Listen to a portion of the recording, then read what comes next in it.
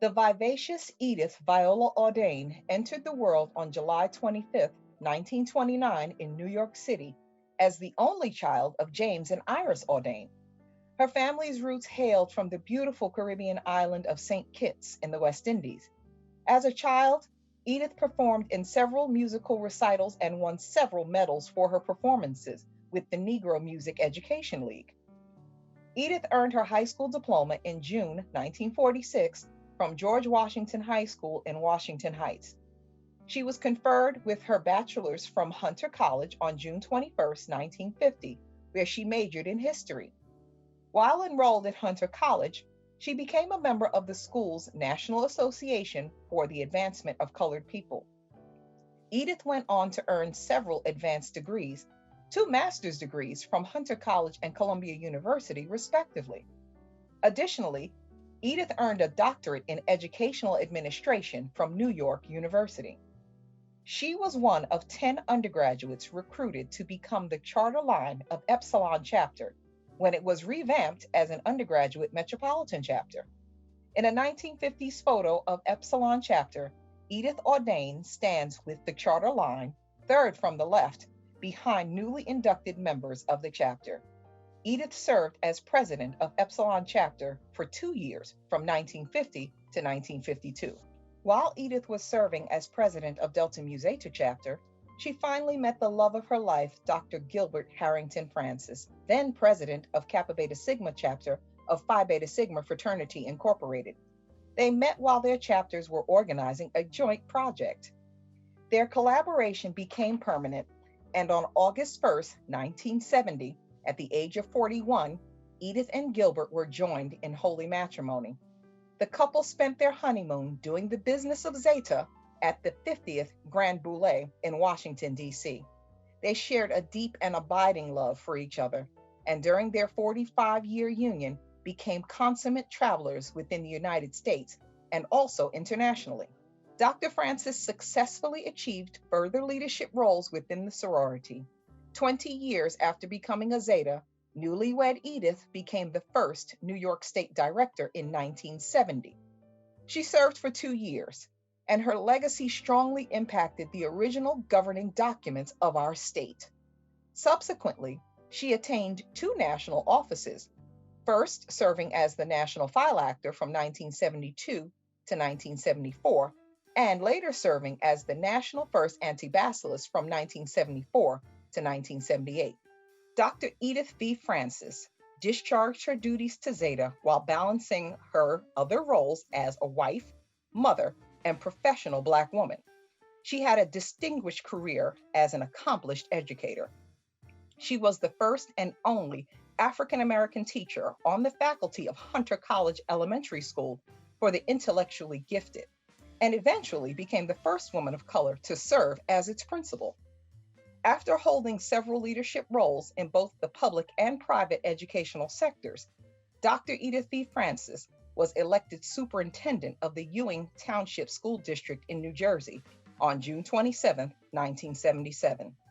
She was chosen over 88 other candidates, and at the time was one of only 6 female superintendents of African American descent in the United States.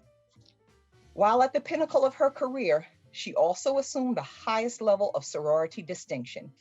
In 1980, at the age of 51, she became the 18th International Grand Basileus of Zeta Phi Beta Sorority Incorporated. During her 6-year tenure as Grand, she encouraged the chartering of new chapters.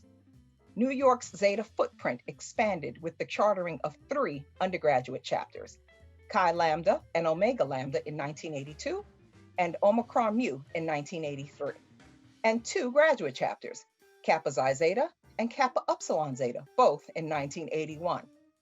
Under her administration, Zeta Phi Beta Sorority Incorporated also established chapters in Alaska, along with the historic chartering of the first Zeta Phi Beta chapter on the European continent.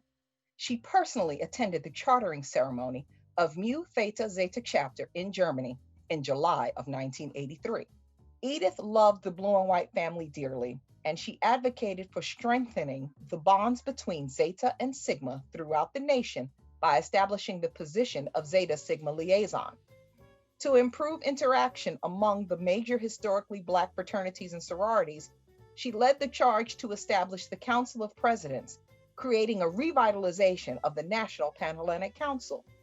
During the time Edith served as Grand, her beloved husband Gilbert was elected as the 25th president of the NPHC. Her administration obtained the tax-exempt 501c3 status of the Human Services Foundation, a philanthropic arm of Zeta's charitable operations.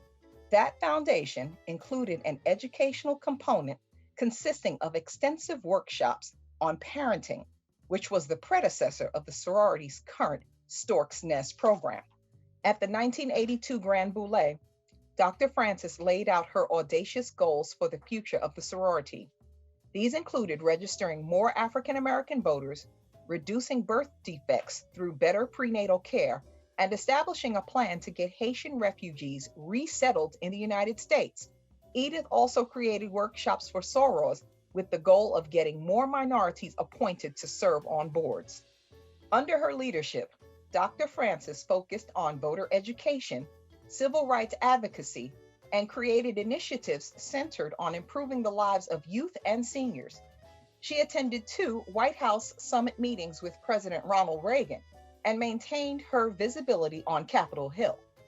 Edith was invited by the Republic of China to represent the United States at a 1985 summit that focused on the role of women worldwide, with a planned strategy for achieving better relations between the 2 superpowers.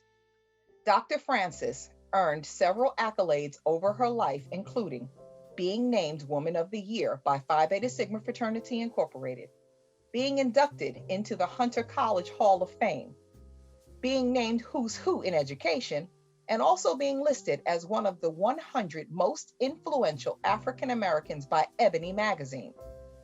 Dr. Edith B. Francis is fondly remembered by those who knew her as being the loving epitome of a finer woman. In a newspaper article, her husband said, "She loves people, respects them, works for them, and she wants what's good for all."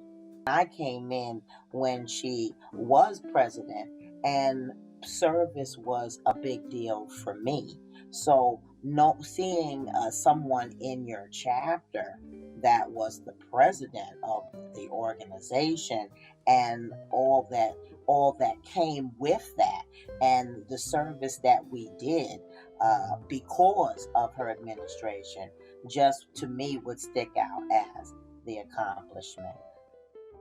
Dr. Edith B. Francis left me optimism and patience. I say that because as Zetas, we are collectively powerful women. We are well educated.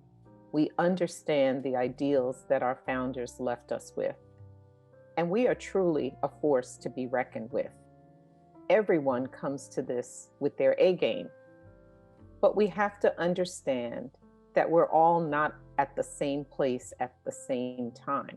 So we have to be patient, and we have to search for the good in each of us. So we have to remain optimistic that we'll find it. And together, in unity, we go forward and continue to provide the service and all of the things that our founders left us to do for our communities and for each other. When one shines, we all shine. Her triumphant life came to rest on January 11th, 2020, just 5 days before the sorority's centennial anniversary. She is buried in Cape Canaveral National Cemetery in Mims, Florida. She is survived by her daughters and stepson, proud members of Zeta Phi Beta and Phi Beta Sigma, respectively.